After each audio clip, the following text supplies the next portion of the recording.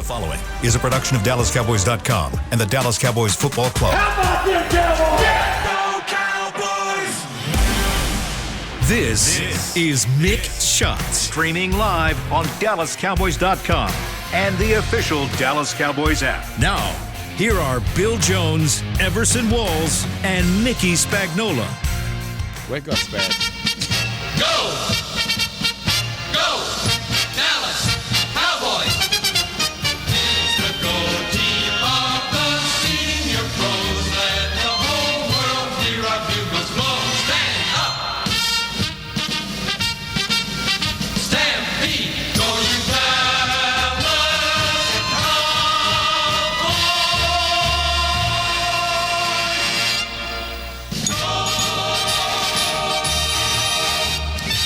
And once again on this Monday, as Meatloaf sang, 2 out of 3 ain't bad, because Bill Jones got called away Yes, he on did. assignment.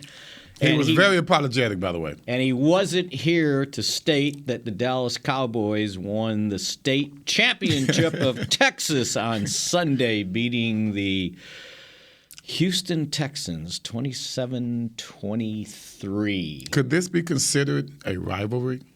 I'm not sure. I think. Yeah, I don't know if I. Well, as we talked about it, I think the Texans did, because they certainly played like it. They sure did. Stretching the Cowboys down to the last 5 minutes of the game before they could take control and win and get to 10 wins. And once again, we are sitting here saying a win is a win. Doesn't matter how you get it, as long as you get it. And I know there's probably a lot of people out there that weren't happy with the Cowboys' style points, but they were good enough to overcome quite a few hurdles to be able to get that 10th win.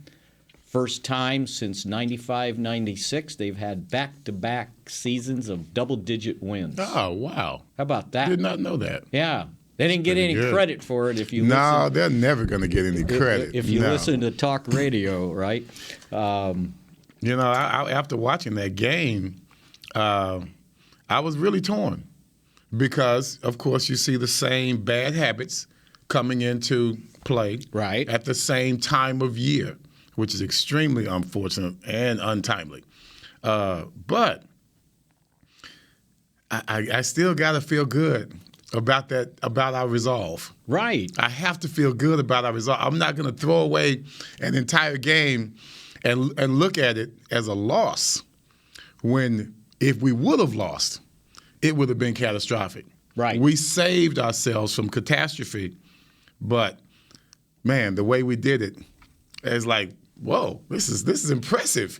I mean, I don't want to feel so impressed in a game that we should have blown out, but that last drive was impressive. And I guess I should say this is Mick Shots with Everson Walls and Mickey Spagnola. Without here Bill on Jones. DallasCowboys.com in the SWBC podcast studio. Thank you for that. And, yeah, see, and here's sort of what I wrote. After, it was like, don't sweat the first 55 minutes, because the Cowboys didn't sweat the last 5. Right. And what they did in the last 5 minutes with a goal line stop from the 4-yard line. Yeah. And it wasn't like they drove down to the 4. They ended up with an interception and got to the 4-yard line. And in 4 plays, 2 of the 4, the Cowboys caused minus gains and then stopped them at the 2-yard line on 4th and goal when they could have put the game away and gone up, And who stopped 30-20. them? Who stopped them? On the 4th down play, Yes. I believe it was Gallimore and Anthony Barr. That's right. And 2 guys that you really haven't Right. heard too much from this year. But enough on that play to give the ball at the 2-yard line with 3:29 to go. And they commenced on a 3:20 to go. 98-yard drive. Now, we spent, and I know it was a little bit different circumstance, but on Friday, talking 15 minutes about Baker Mayfield driving the Rams 98 yards in the final minute of the game to score the winning touchdown. And Dak Prescott gets little credit for driving his team 98 yards. None at all. For the winning like, where touchdown. were you? Where have you been? Yeah. That's what everyone wants to know. What have you done for me? Why did you have to wait this long? And you know the weird thing that I think got overlooked? He accounted for 94 of the 98 yards. That's correct. 91 passing, or 79 passing, and 15 running. The touchdown run was the only thing that he had nothing to do with, Yeah. other than the handoff. Other than he knew he was handing the ball to Ezekiel Elliott. He told me. And everybody else knew it too. I don't understand what the Texans were doing. It was like Dak said in the huddle. He goes, offensive line, just do your job because Zeke will run through all the rest of them. Yes, he will. And handed him for a touchdown, which, by the way, it was a note the Cowboys PR department came up with. It's the 6th straight game he's had a rushing touchdown, and only 2 other guys in Cowboy history have had at least 6 consecutive games with a rushing touchdown. Emmitt Smith? And their names happen to be Tony and Emmett. There you go. And I think they're both in the Hall of Fame. At least a Ring of Honor. And you knew when they were going to hand him that ball that he's not getting denied like he did on the goal line earlier in the third quarter? Yes. On the 4th and goal at the 1, and he ended up losing a yard because the offensive line just collapsed. What the heck, man? Yeah. I mean, when you look at the difference in those 2 plays, I don't know. Houston they seem to be playing pass, right? It just seems like they had a lot of gaps just from the alignment, from the alignment, the pre-snap alignment. There were still holes in there on the defensive line. It looked as if they were waiting on a trick play. Well, and they did get the pass on 2nd down to Gallup, and it looked like it was a touchdown until you kind of saw the replay, and he didn't get his second foot down. I thought it was a blindside hit. I thought the guy was going to get penalized for it, right? But I guess if you break up a touchdown pass, you don't get you got to give him love on that. Yeah. And I was really hoping that was going to be the end of it. Meaning just catch the ball and then, let's get out of here, and let the defense come and do their jobs. But I heard someone complaining about that pass. I'm like, look, man, just catch the ball. I'm going to throw the ball. You catch the ball, we'll all be good. I mean, and I know Gallup's not complaining. I mean, in regards to, those pundits out there that's complaining about everything Dak. But, he almost had it the whole way. He just didn't get the other foot down because when he fell, he still had it. He still had it. It was ugly. And then, it was kind of. It was in between biceps. Right. and then it came out. I mean, they gave the other catch to the Texans on the one that McCarthy challenged when the ball, you saw it squirt out, and then, and it was like, no, it was a catch. Right. And I'm like, no, it wasn't. Even that Dean Blandino, the Cowboys' bane of a replay guy, said it was incomplete. Yeah. Right? And so at post-game interview, I asked McCarthy, I said, so, because he brought up the challenge. And then I said, so what did they tell you? He said, they decided in New York. So it wasn't even the crew. Right. They decided in New York. Well, they had another the fumble. They called a fumble on the pass attempt from Dak. Oh, yeah. Yeah. I believe the guy that you just mentioned thought that it was an incomplete pass. Right. And he thought that was pretty obvious. But they chose to go with a fumble, and then here we go. We love to compound our mistakes, don't we? Yeah. We just, no, man, you didn't mess up enough. I'm going to go ahead and mess up some over here, just so we can balance that out. And here you go. I think we threw an interception. Dak throws an interception after that? Yes. Which is like, I don't know what the heck was going on with that. Well, was that the second Yes. That way he got his arm hit. It was his arm hit? That's why Okay. Ball wasn't in there for that last series. Hey, man, the guy's doing his best. He just got in the game, right? Well, that's the other thing. When he had to go in, I went back and looked. So this is his first year to play, right? He was on basically injured reserve his rookie year. He had 11 offensive snaps this season so far, and none of them were in significant playing time. So that was his first extended, stretch to play in the NFL. Did he struggle? Yeah, he did. And give him credit for saying, okay, Jason Peters, get your 40-year-old butt in there.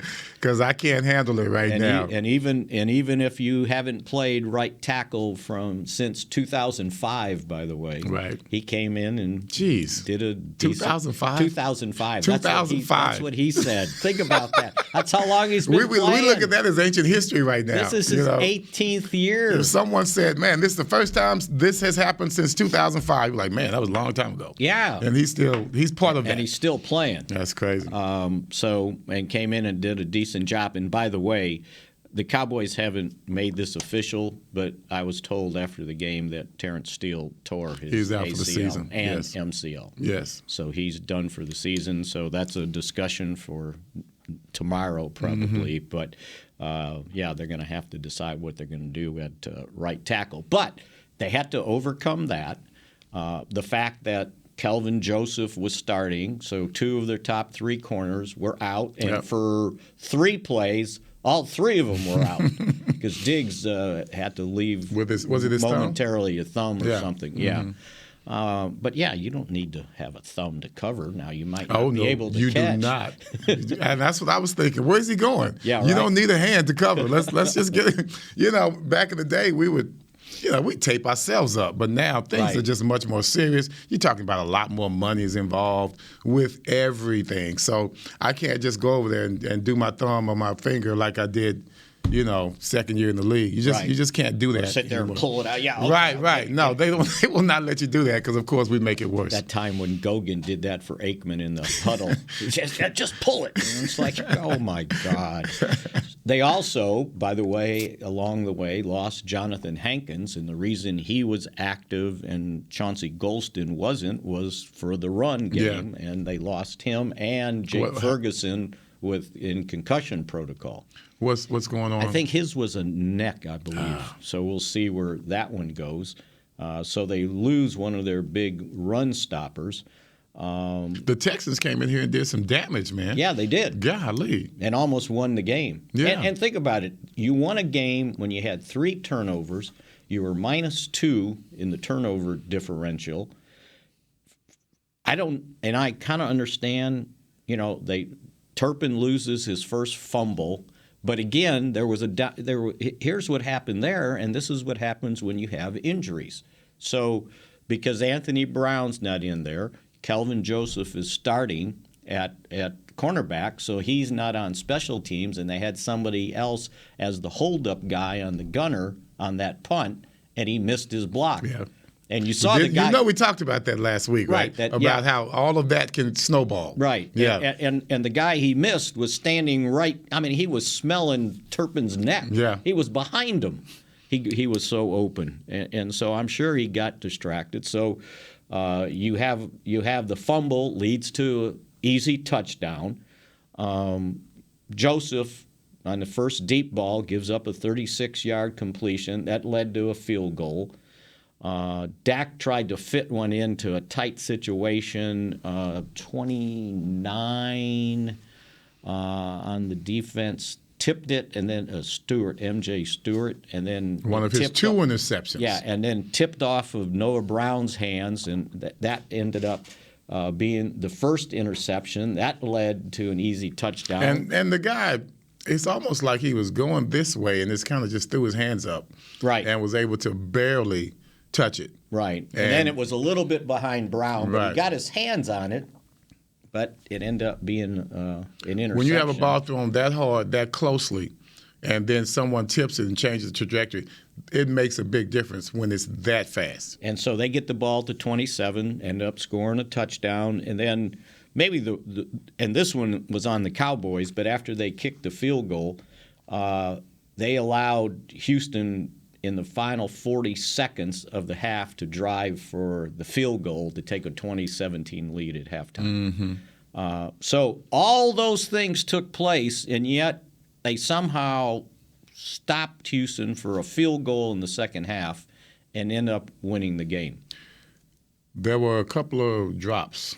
Yes. Big drops as well. But that don't count. That's Dak's fault. Oh, I'm sorry. He throws the ball too hard. Well, that's not what that's not what our tight end said. I mean, man, he's so reliable, and of course we targeted him 10 times. He did a good job. But those veterans, they take it hard when they let their quarterbacks down. Yeah. And of course, Dak feels bad anytime he throws an interception, and they sit on the sidelines, and you wonder what's their mindset. Do they think they're defeated, or do they think do they get more resolve? Right. And I like in this game, the answer was more resolve. You had players that just refused to just let this fiasco continue. And once again, I keep comparing it to last year. Even with this game and this inconsistency with the youth of this team, I still see a team that last year, this would have been totally different. We would have folded. We would not have done a good job. Matter of fact, we probably could see ourselves losing by a couple of scores. Yeah. Just last year. But this team making the play when you have to. Didn't I see D-Law make more than one play? Well, he made this guy's having a heck of a season. Tackle for a loss on the I believe it was on the goal line stand, if I remember. He is having a hell of a year, and he's being overshadowed by a hell of a player in Michael Parsons. Right, and he had the tackle. It was 3rd and goal at the 1, and he dropped Burkhead for a -2. Come on, that was huge. Yeah. That was huge. I mean, we could have easily just laid down like we did on the other 2 scores. Right, absolutely. And we refused to do that. And then I believe that kind of spurred Dak on to do things that he had to do, which was unusual, such as running the ball, being more creative outside the pocket. That's where the talent of a good quarterback comes through, is how you improvise. And that improvisation led to a beautiful drive. Despite, whatever happened, and I knew you could see what they were doing in the passing game. They were basically playing everybody at quarters and then dropping the linebackers. Yeah. And so now you had to get it over the linebacker. But that happens. That's always the way, it's tough. And you know why it's tough? Because once again, we are not throwing deep enough to threaten anyone. That's going to be a problem, Spags. We have not done it. I haven't seen Turpin in the game. I don't care who you are. We actually went for Brown last week, which is great. But we just need to be more consistent and take strategic shots. I don't mean just throwing the ball deep and then getting it intercepted. I mean strategic deep passes that defenses have to be prepared for in the future. And if we don't show that to them, thank God we're running the ball well. Thank God we're running the ball well. Because if we continue to just show the same status quo in regards to the depth of our routes, all teams are going to play us the way the Texans played us yesterday. And that's a problem. We've overcome it. They're not the only ones to do it this year. Right. But better teams are going to do it.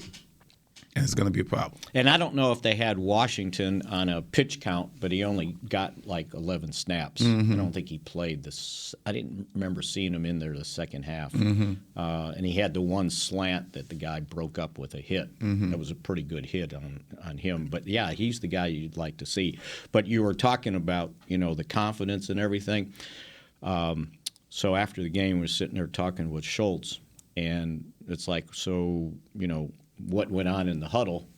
You're sitting in the end zone. You got 98 yards to go, right? Against a 1-10 team, 1-10 and 1. 1-10 and 1 team.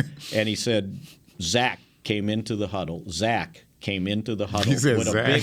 a big. I wanted to say I didn't say Dak. Yeah. It was Zach Martin. He said he came into the huddle with a big smile on his face. And it was like, okay, here we go. Yeah. Let's do this. Let's do it. And by golly, they certainly got it done. And Schultz ended up making the big catches. Yes, he did. On that drive, too. So we'll continue here on Mick Shots on a victorious Monday morning with the Cowboys 10-3 and still 2 games behind the Philadelphia Eagles in the NFC East. The Medal of Honor is our country's highest military award for valor in combat. More than 40 million individuals have served in the armed forces since the Civil War. Fewer than 4,000 have received the Medal of Honor. The National Medal of Honor Museum will be a place to preserve these legacies and inspire America. It's being built right next door to the Dallas Cowboys in Texas. Help us honor our country's greatest heroes. Learn more and get involved at mohmuseum.org. We paid how much for those lessons? Shh, she's doing great. Oh, yeah, totally. Can you pass me a Pepsi Zero Sugar? Great job, honey! Oh, look at that. That's not the end. No way. Now it's time for the encore. You know what? You're right. 5 times? Not enough times. For everyone who traded in rock concerts for their kids' recitals, you've compromised enough. Pepsi Zero Sugar. That's what I like. Nobody protects you from mayhem like Allstate. You hear that? I'm a torrential downpour. Torrential? What's that even mean? It means you can't see out of your windshield. And if you have the wrong car insurance, you might have to make it rain to fix your bumper. So switch to Allstate, save money, and be better protected from mayhem, like me. Based on coverage and limits selected, subject to terms, conditions, and availability. In most states, prices vary based on how you buy. Allstate Bar and Casualty Insurance Company and affiliates, Northbrook, Illinois. What do you call a group of grown men and women with their faces painted silver and blue who get together every week to share a 3-hour-long ritual of jumping, singing, and toasting Miller Lite and 10-gallon hats while yelling, "How about them Cowboys?" You call it Miller Time in Dallas. Here's to the Cowboys. Here's to the original light beer. It's Miller Time. Celebrate responsibly. 2021 Miller Brewing Company, Fort Worth, Texas. Back to Mick Shots. Cape Post Roofing and Waterproofing, proud partner of the Dallas Cowboys. From corporate homes to your home, have your roof checked by choice, not by chance. Call now, 214-225-4860, or go to capepostcompany.com as we continue here on Mick Shots without Bill Jones, talking about the Cowboys winning the Texas State Championship over those Houston Texans. Speaking of something without, this is a different game for us to win. No sacks. I know. I was getting ready to bring no that sacks. up. That team had been sacked 33 times. The team that had 48 to lead the league came up with the first 0 of the season. Is that crazy? Yeah. The first 0 of the season. They've had sacks. Come on, man. This is a weird year, period. But at the same time, you have to look at how the defense still played well, and they still were critical in helping us win this game. Yeah. The tackles for losses, you could consider those sacks because they were huge. You could consider those as sacks. They had the same momentum. They gave us the same momentum that a sack would give you. We got one interception. It was that was the Hail Mary. Yeah, the Hail Mary. It was just that fun they to watch. That they fought over. I can't believe Diggs gave that one up. I think he felt sorry for him. Like, okay, man, this is. Yeah. He was still tweeting out. Somebody told me that it was mine. I think he let him have it, man. Come on. Not only that, not many turnovers, but you saw a team, even with the interceptions, that was still able to win with the drive. We haven't had a game-winning drive like that since what? When's the last time we've done that? To where it really counts. Well, that's his 18th. Yeah. In his career. He hadn't had that many in his last couple of years. Well, if you're ahead, you don't need them. That's right. When you're winning, right? Mm-hmm. And only Tony Romo has more. Romo leads with 24 career kind of game-winning drives like that. So look, and both of them probably put themselves in that situation. And I get, I get it. They gave up 23 points. The defense, that was the second. Finally, over 20 points. The second most Houston has scored this season. The other time they scored 24. So they were only averaging like 15-point change over the season. But again, it took the Texans to get 114 yards rushing, 37 carries. So they ended up averaging 3.1. The carries that hurt them was them coming in with Jeff Driscoll, of all people, to run the football. Yes. And he had 7 carries for 36 yards. Because otherwise, everybody was worried about Pierce. And, okay, he got him on a couple runs. He had a 24-yarder, but he had 22 carries for 78 yards. So it's 3.5 a carry. When it came to total yards, they held Houston to 327 yards. So, yeah, that's pretty good.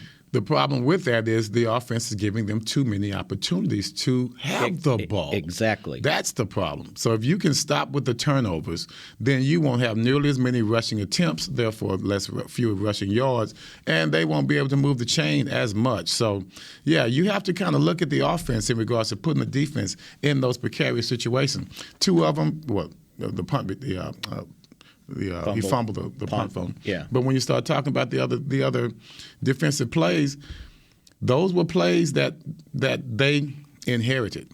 They didn't cause these problems. They inherited these problems from the offense. So when a team plays offense like Houston was, and we saw them almost the same blueprint that the Colts played, right? Trying to protect their quarterback. How frustrating is that for a defense to the guys always rolling out the run options, and they're just kind of picking away at you? Yeah, that's got to get remnants of Randall Cunningham, being able to get outside the pocket and to create havoc. And I think not as dynamic as that, but it's as irritating. Because they were barely picking things up. They were just being irritating and moving the chains, and they didn't allow us to get into the mode that we want to get into, which was keeping them third and real long, second and real long. We never put them into that position consistently enough to where they had to panic to get a third down. So we played right into their hands in regards to giving them the best, making their game plan successful. So. This is the things that scares us all the time. Right. And, we were teasing last week. Bill comes in talking about how bad they are and how this is going to be an easy win. And then we all joked about that. So the thing that you have here is youth. I'm just sorry. You still have the youth that you have to deal with. And you have an intricate offense that if all details are not adhered to, then you're going to have a problem. That's why I always talk about this, Spags. There are some games where you're just going to have to say, screw the game plan. You got to man up with these guys. And I think they did that only on the last drive. The last drive. Because you know what? They ended up with 400 yards offense. Yes. 404. They converted 53% of their third downs, 8 for 15. But when you drive like they did the one time and you leave the ball at the 1 yard line. That's right. That's a turnover. Right? That's one turnover. Yeah, go ahead. That's might as well be another. That's a turnover. Then you got 2 interceptions. That's 3 turnovers. Right. And the fumble, so almost 4. Right? On. And you've given them short yardage because you held them to 327 total yards. That's right. You say, okay, I'll live with that. Right? They average 5 yards a play. You'll live with that. People got to remember, I don't care how sorry you are. These are professional grown men, and they're not going to lay down for you, okay? They're not going to lay down for their fans. They have a sense of pride, and especially if you keep opening the door for them. Right. If you don't close the door, they're like, okay, man, I've been giving you a shot here. You tried to close this door 3 times. It's not closing. We're going to step through and do what we're supposed to do. These are professional people playing ball here. They just happen to be going through a bad stretch for that city of Houston. But don't just come in here and thinking, we can't just keep thinking like this is a college team or this is a high school team that can't wait to, go out on Friday night after the game is over. No, these are grown men that have to feed their families. And they have a reputation to uphold. So don't think that you're going to just keep laying the ball on the ground and they're not going to pick it up. And as I like to say, the more games you lose in a row, the closer you are to winning. And they had lost 7 straight. Yeah. You would think, okay, one's going to land in their lap. And you we just didn't hope want. it's you. We already right? gave Green Bay that opening. Right. Yeah. So we didn't want to do that this time. And actually, they gave Tampa Bay that opening in the first game of the season, although they hadn't lost yet. And again, in this league, it's not easy to win 4 consecutive games. And this was the 4th consecutive game. Yeah. And so sometimes the percentages do catch up with you, but they were good enough to overcome all those percentages a win to is a figure win out is how a to win. win, right? That's right. And I figured out that was the first time Dak won a game with that low of a quarterback rating. His quarterback rating ended up being 70.9. That usually means a loss. Yeah. And somehow they were able to figure out how to win the game. And you thank the defense for that. And really, yeah, because it could have been worse, right? That's right. Some of those drives, they held to a field goal. If they score down there, it's what, 30-20? Yeah. If they score a touchdown, it's 30-20. It's over. It's over. Because there's only 3 and change left in the game, right? And there's no way that you're going to score 10. So, yeah. That's a good team win. But again, the defense helps out. And one of the things I think also got lost in the shuffle was Brett Maher hit another 50-yard field goal, 53 yards, right? Yes. To cut the lead clutch. to just 3.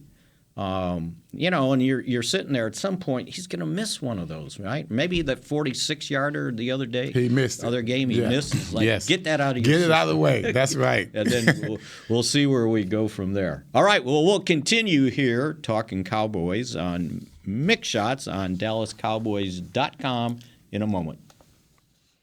We paid how much for those lessons? Shh, she's doing great. Oh, yeah, totally. Can you pass me a Pepsi Zero Sugar? Great job, honey! Oh, look at that. That's not the end. No way. Now it's time for the encore. You know what? You're right. 5 times? Not enough times. For everyone who traded in rock concerts for their kids' recitals, you've compromised enough. Pepsi Zero Sugar. That's what I like. Nobody protects you from mayhem like Allstate. You hear that? I'm a torrential downpour. Torrential? What's that even mean? It means you can't see out of your windshield. And if you have the wrong car insurance, you might have to make it rain to fix your bumper. So switch to Allstate, save money, and be better protected from mayhem, like me. Based on coverage and limits selected, subject to terms, conditions, and availability. In most states, prices vary based on how you buy. Allstate Bar and Casualty Insurance Company and affiliates, Northbrook, Illinois. The Medal of Honor is our country's highest military award for valor in combat. More than 40 million individuals have served in the armed forces since the Civil War. Fewer than 4,000 have received the Medal of Honor. The National Medal of Honor Museum will be a place to preserve these legacies and inspire America. It's being built right next door to the Dallas Cowboys in Texas. Help us honor our country's greatest heroes. Learn more and get involved at mohmuseum.org. The season is finally here. For months, we've been gearing up to win. Now it's time for the team that performs on any field, United Ag and Turf. With John Deere zero turns for mowing, compact tractors for loading, mini excavators for digging, Gator utility vehicles for hauling, implements for grading, hay tools for baling. United Ag and Turf, for winning. The official Ag and Turf equipment supplier of the Dallas Cowboys. Visit UnitedAgAndTurf.com for more. Back to Mick Shots.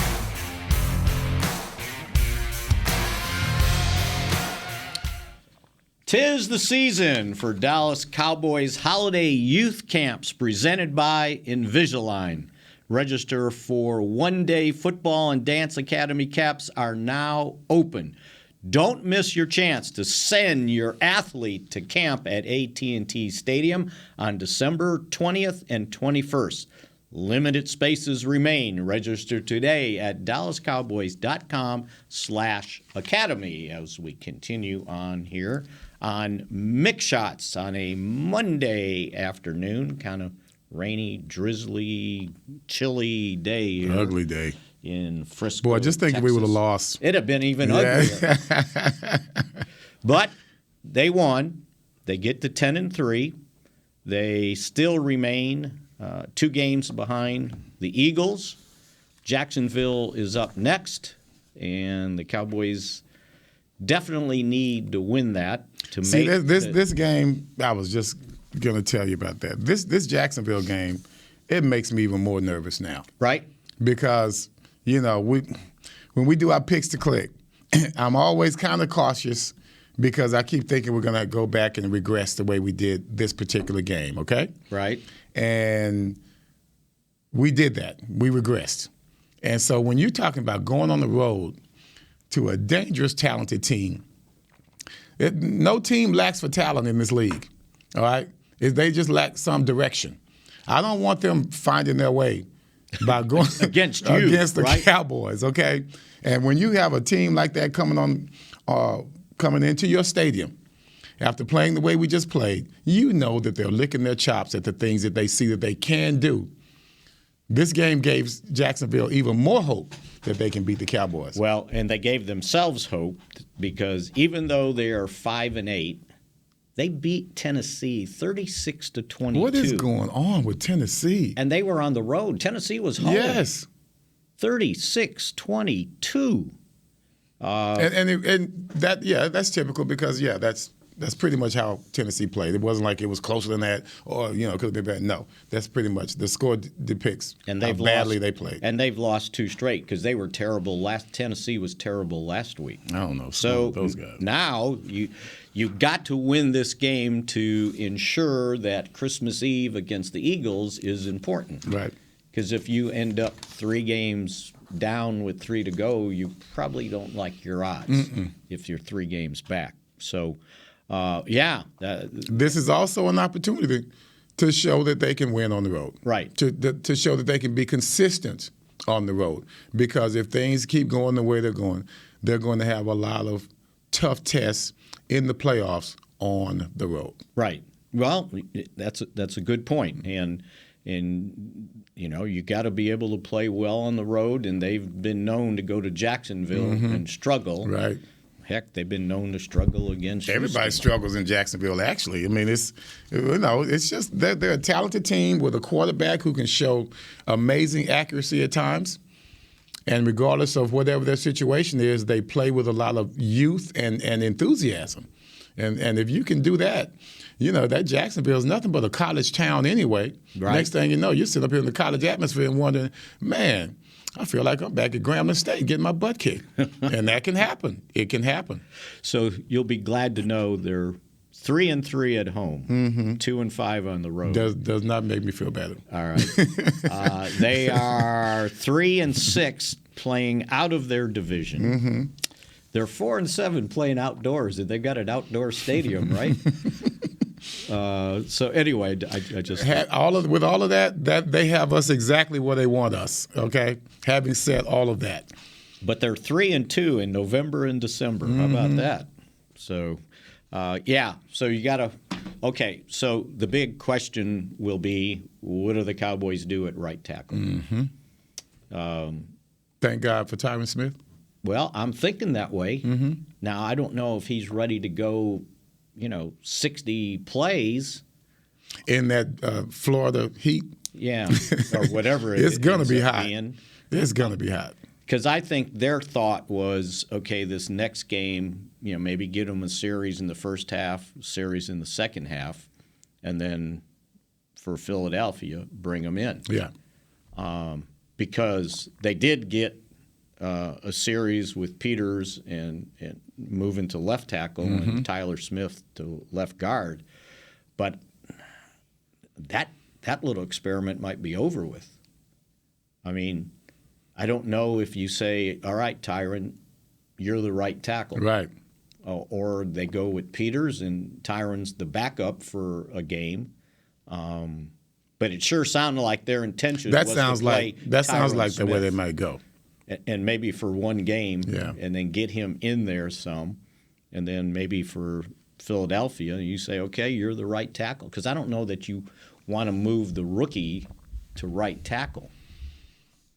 I don't know how difficult that is. I've heard Zach Martin talk about it's easier to go to a different position, like than a different side, guard to tackle, than changing sides. Right. So we talked about that in training camp. As a cornerback, I know I did it. I know several people have done this. You've got safeties that have moved down to the slot, Darren Woodson, and played very well. I don't think don't put it past anyone until you ask them to do it. I think these guys are pros, man. Right. He's a competitor. Put him over there. If that's what you need to do, put him over there. And let's work. I mean, let's be like the Ravens. I mean, I always bring them up in regards to their, tenacity and how they try to overcome deficits. They put in 3 quarterbacks or 2 quarterbacks this weekend. I mean, man, let's just do this. Let's not overcomplicate things. We know what we have over here. We know we have a talent over here. Let's not put them in a precarious situation. Okay? Let's call the plays that need to be called. Let's keep it simple, and let's see where we go from there. Because, if you want to, as much as they've been concentrating on, they ran the ball 31 times, 127 yards, by the way. Yep. I don't know, run blocking on the right side, that much different than the... It can't be. Right? It just can't be. And as big as Tyron is and strong, put him over there. But I just wonder in the back of their minds, they're like, at least for this coming game, do you not, want to play him that many How snaps? much emphasis do you put on winning the game versus protecting your players? Right. Not putting them in these. And maybe they give him more snaps than they would have, but not that many more. So maybe it's Peters and him over there. But then somebody's got to take some snaps also to be the backup left tackle. And that's what happens when you lose somebody. It's not the first guy you put in. It's now what do I have domino effect behind him? Just like we talked about with Kelvin Joseph. That's right. Because if Diggs couldn't come back, Nashawn Wright's in the starting lineup. That's right. And now you have whoever replaces Nashawn Wright on special teams. Right. Has to do something different. Because he came in to replace Kelvin Joseph on special teams. And then you're always another injury away from, okay, now who's next up at corner? I had asked last week, just out of curiosity, like Mukwamu, before they moved him to safety, they drafted, he was a corner. Okay. And I said, so have they any chance? And he goes, well, they haven't asked me to go over there and do anything. So I don't know who else among the safeties would be capable of playing corner. You got to put them in there to find out, Spags. It might be. Well, and now they got the 2 guys on the practice squad, Sheffield and McKinney. Mackenzie Alexander, right? One of those guys may have to be active. You might have to elevate one. And they'll just be playing special teams. Right. So that's great. Get him in there, play special teams. He can get accustomed to playing again and moving around, and that's all great. Just know what you're doing on special teams. This guy was drafted high as a cornerback. He should have the ability and intellect to go in there and play special teams. I tease about how weird special teams people are. I don't want to, but sometimes they are special. They're a different breed, right? I'm pretty sure he can be special, above special on special teams. Yeah, and that's what what happens when you lose starting guys, and it's like you said, it is the snowball effect. Now, to Joseph's credit, he did give up the early deep pass, but after that, he came back and made a play on third down. That was big. Broke it up. That was big. That was a huge third down play, and that's what I was going to end this up with. We have to feel good about this win. Because it was a win. We can't sit up here and we always want to say that we're at that pinnacle as a team right now. Well, they keep trying to tell us that they're not. They're doing their best to show us that they're not at their pinnacle yet, and that's good because we've got 4 games to ramp up to being at our pinnacle. We're not there yet, but our timing needs to be good, like Cincinnati's timing last year. Your timing needs to be good enough to where you are getting at your peak at the right time. And we are not at our peak Right. They're still got things to clean up. That's right. And I remember Landry talking about you want to streak into the playoffs, not kind of limp into limp it. in there, right?